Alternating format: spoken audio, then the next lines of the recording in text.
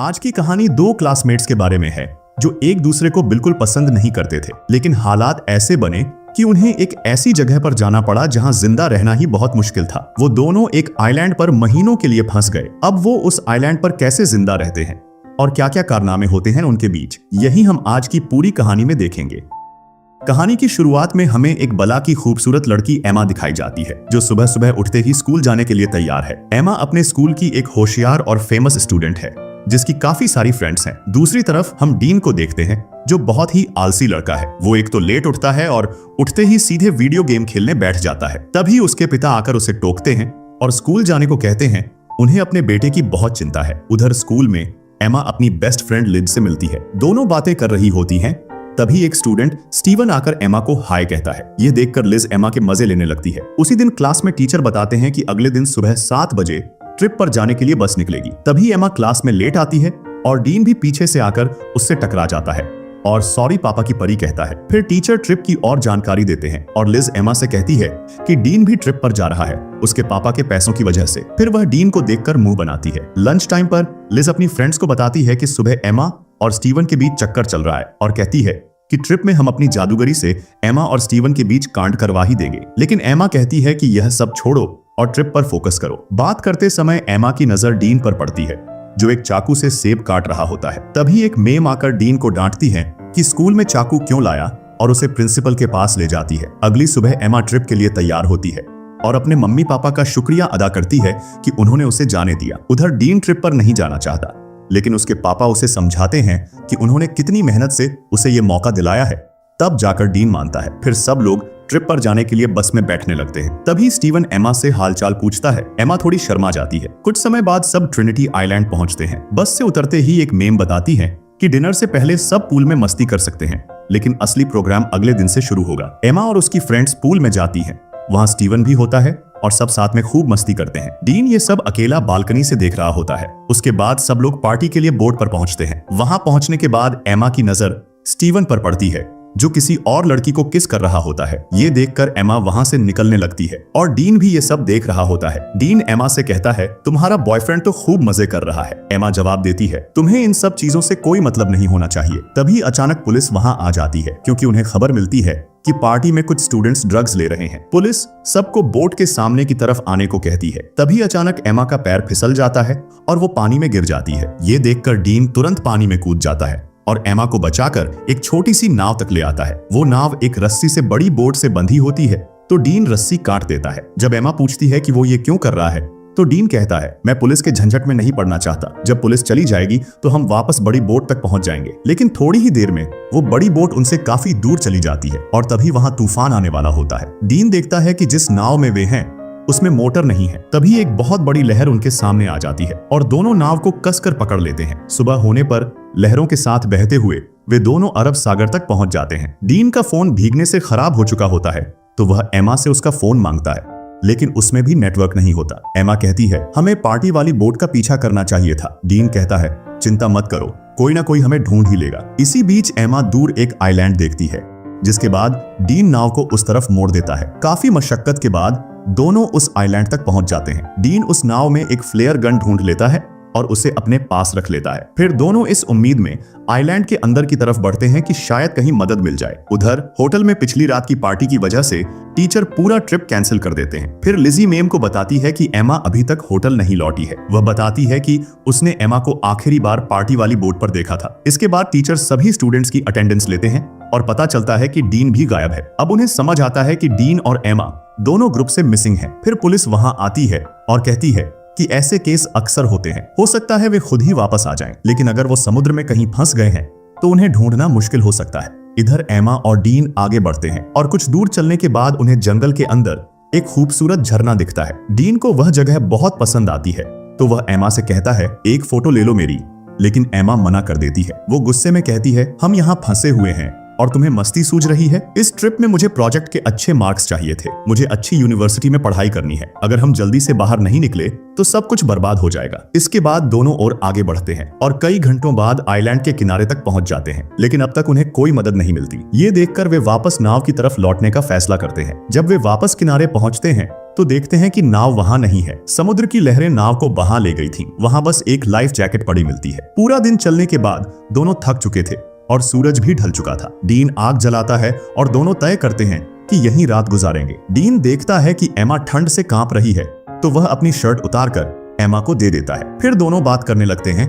कि शायद कल तक हमारे मम्मी पापा हमें ढूंढ लेंगे। सुबह होती है, डीन उठता है और देखता है कि एमा आसपास नहीं है। वह उसे ढूंढता है और देखता है कि एमा समंदर के किनारे SOS लिख रही है। डीन पूछता है, क्या कर रही हो? एमा कहती है, अपनी जान बचाने की कोशिश। इसके बाद डीन तैरने चला जाता है और एमा उसे निहारने लगती है। एमा जब पीने के लिए पानी भर रही होती है तो उसे लगता है कि कोई आसपास है जो उसे देख रहा है। वो डर जाती है और वहां से हट जाती है। इसके बाद दोनों मिलकर पत्तों से एक छोटी सी झोपड़ी बनाते हैं ताकि धूप से बच सकें। थोड़ी देर बाद एमा समंदर के किनारे बड़े बड़े अक्षरों में SOS लिखती है ताकि अगर कोई रेस्क्यू टीम पास से गुजरे तो उन्हें देख सके। फिर दोनों आइलैंड पर जो भी खाने लायक चीज मिलती है उसे ढूंढने लगते हैं। डीन को एक केला का पेड़ मिलता है तो दोनों खूब केले खा लेते हैं। अब वहां बहुत गर्मी होती है और एमा पूरी पैंट नहीं पहन सकती, ना ही उसे उतार सकती है क्योंकि वो थोड़ी शर्मीली है।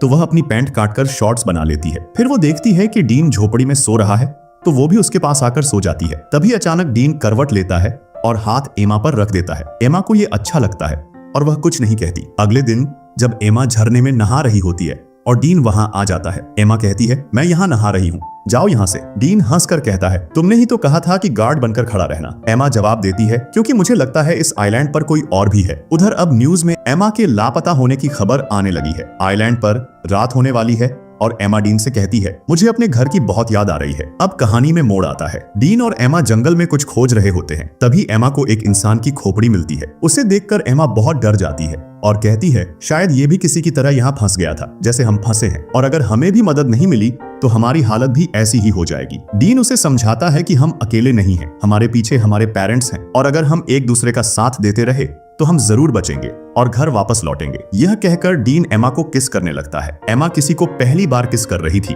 और उसे यह सब अच्छा भी लग रहा था और फिर वही हुआ जिसकी उम्मीद थी। वे दोनों नौजवान अपनी हदें पार कर जाते हैं और तभी तूफान भी आ जाता है। अगली सुबह एमा बहुत खुश थी क्योंकि उसने पहली बार तूफान का मजा लिया था। लेकिन जब वह उठती है तो देखती है कि डीन आसपास नहीं है। वह उसे पुकारती है लेकिन डीन कहीं नहीं मिलता। वह डर जाती है और उसे ढूंढते हुए जंगल में चली जाती है। थोड़ी दूर जाकर वह देखती है कि डीन एक गड्ढा खोद रहा है। एमा को समझ नहीं आता कि डीन ऐसा क्यों कर रहा है। उसी वक्त एमा फिसलकर गिर जाती है और उसके घुटने में चोट लगती है। डीन तुरंत उसकी मदद करता है और उसका घाव साफ करता है। वह उसे भरोसा दिलाता है कि कुछ नहीं होगा। फिर दोनों झरने में नहाने जाते हैं। वहीं डीन एमा को अपनी माँ की कहानी सुनाता है, कैसे एक कार एक्सीडेंट में उनकी मौत हो गई थी। एमा ध्यान से उसकी बात सुनती है। तभी बारिश शुरू हो जाती है और डीन उसमें मस्ती करने लगता है। एमा को यह देखकर खुशी होती है और फिर दोनों साथ में बारिश में नाचने लगते हैं। डीन एक फूल तोड़कर एमा के बालों में लगा देता है। एमा मुस्कुराकर कहती है, मुझे फिर से तूफान का मजा लेना है, और डीन फिर से तूफान लाने की तैयारी करने लगता है। अब न्यूज में बताया जाता है कि एमा और डीन को गुम हुए 1 महीना हो चुका है और पुलिस को लगता है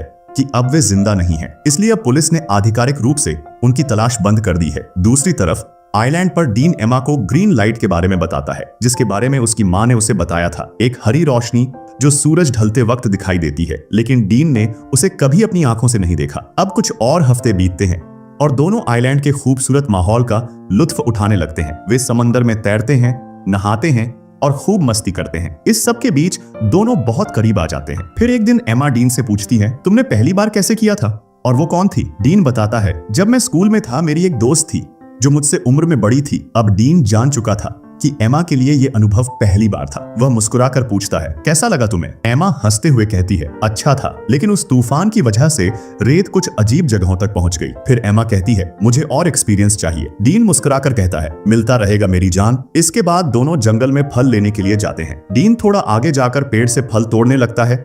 तभी दोनों को ऊपर से हवाई जहाज की आवाज आती है। वे भागते हुए खुले मैदान की तरफ दौड़ते हैं। डीन जल्दी से एमा के बैग में फ्लेयर गन ढूंढने लगता है ताकि जहाज को संकेत दे सके, लेकिन वह उसे नहीं मिलती। तब तक हवाई जहाज दूर निकल जाता है। एमा भी बैग छान मारती है, लेकिन फ्लेयर गन नहीं मिलती। अब उसे शक होता है कि शायद इस टापू पर कोई और भी है जो उनकी चीजें चुरा रहा है। अब कुछ और दिन बीत जाते हैं, लेकिन कोई जहाज नहीं आता। दोनों हताश होकर अपनी छोटी सी झोपड़ी में बैठते हैं और बात करते हैं कि अब उन्हें घर लौटने की उम्मीद छोड़ देनी चाहिए। शायद अब उन्हें यहीं अपना जीवन बिताना होगा। तभी डीन को किसी जानवर की आवाज आती है और वह उसे देखने जंगल में चला जाता है। एमा घबरा जाती है और उसके पीछे जाती है। थोड़ी दूर जाकर डीन को एक काला तेंदुआ दिखता है। वह भागने लगता है और दौड़ते दौड़ते जमीन पर गिर पड़ता है। एमा दौड़ते हुए उसके पास पहुंचती है और देखती है कि डीन ने खून से सना चाकू पकड़ा हुआ है। उसने तेंदुआ मार दिया था। दूसरी तरफ अब एमा और डीन के दोस्त और माता पिता मान चुके हैं कि वे नहीं लौटेंगे। हर कोई अब अपने अपने जीवन में आगे बढ़ चुका है। इधर एमा और डीन ने भी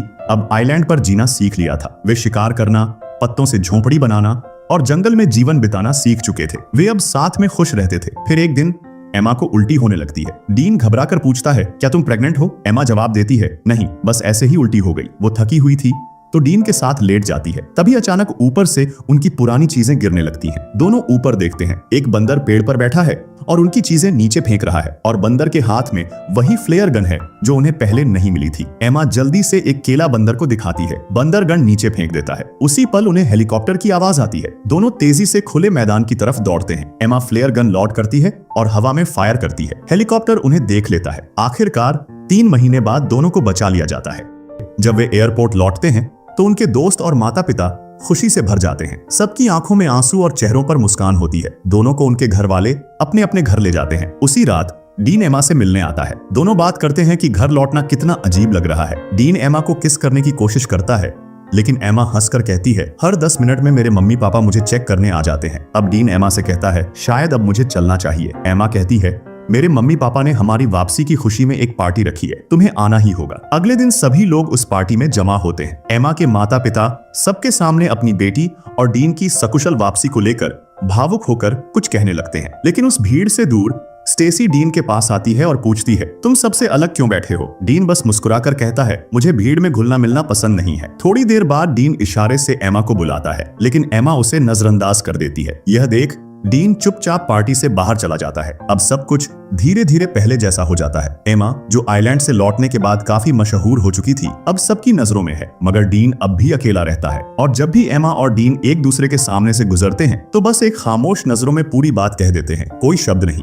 सिर्फ निगाहें। कुछ दिन बाद एमा डीन को कॉल करती है, लेकिन डीन कॉल नहीं उठाता। एक शाम स्टेसी एमा के कमरे में आती है और कहती है, जब तुम गुम हो गई थी हम सब ने तुम्हें बहुत मिस किया। मम्मी पापा तो जैसे टूट ही गए थे। हमें लगा शायद हमने तुम्हें हमेशा के लिए खो दिया, लेकिन आज हम सब साथ हैं और बहुत खुश हैं। एमा मुस्कुराकर कहती है, तुम मेरी बहुत अच्छी बहन हो। फिर दोनों तय करती हैं कि वे साथ में प्रॉम पार्टी में जाएंगे। दूसरी तरफ डीन अपनी माँ की कब्र पर जाता है। वह बहुत रोता है, उसकी बहुत याद आती है। फिर उसी रात जब वह घर पर टीवी देख रहा होता है, उसके पापा पास आते हैं और प्यार से पूछते हैं, क्या तुम मेरी जैकेट पहनकर पार्टी जाना चाहोगे? उधर पार्टी में एमा अपनी बहन स्टेसी के साथ पहुंचती है। वहां लिज उसे खींचती है और कहती है, चलो तुम्हारे लिए एक सरप्राइज है। जैसे ही एमा बाहर आती है, वह देखती है डीन बाहर बारिश में खड़ा है, उसी कोट में, और उसका इंतजार कर रहा है। एमा की आंखों के सामने वो सारे पल घूम जाते हैं। जंगल, झोंपड़ी, तूफान, वो तेंदुआ, वो पहली बार की मासूम सी मुस्कान। वो चुपचाप पार्टी से बाहर निकलती है और डीन के पास जाकर खड़ी हो जाती है। बारिश की बूंदों के बीच दोनों एक दूसरे की आंखों में देखते हैं। कुछ कहने की जरूरत नहीं थी और दोनों एक दूसरे को प्यार से गले लगाकर चूम लेते हैं। और इसी सीन के साथ ये खूबसूरत कहानी खत्म होती है। यदि आप किसी अपने क्रश के साथ सुनसान जगह पर फंसना चाहेंगे तो कमेंट में हाँ जरूर लिखें। वीडियो को लाइक और चैनल को सब्सक्राइब भी कर लीजिए। मिलते हैं अगली वीडियो में। धन्यवाद।